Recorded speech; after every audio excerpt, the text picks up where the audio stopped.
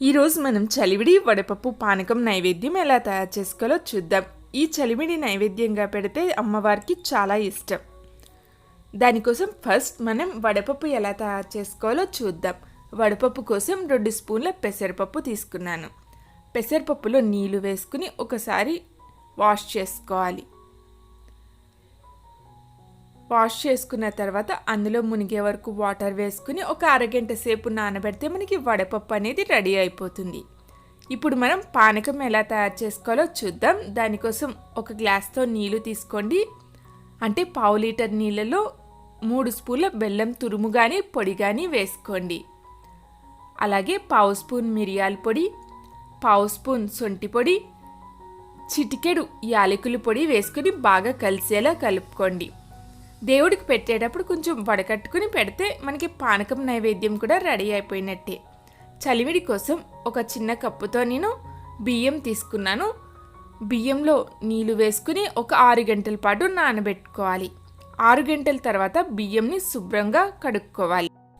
కడిగిన బియ్యాన్ని ఒక క్లాత్ పైన వేసుకుని ఫ్యాన్ కిందనే లేకపోతే నీడలోనే ఆరబెట్టుకోండి. అది పూర్తిగా నీరు ఇంకిపోయే వరకు ఆరబెట్టుకోవాలి. ఈ విధంగా మారిన తర్వాత ఈ బియ్యంని మనం మిక్సీ జార్లోకి వేసుకోవాలి. చలిమిడి కోసం ఇక్కడ మనం తడి బియ్యం పిండి వాడుతున్నాం. ఇది మనం మిక్సీ చేసుకోవాలి. తడి బియ్యం పిండి అనేది రెడీ అయిపోయింది. దీన్ని ఒకసారి జల్లించుకోవాలి.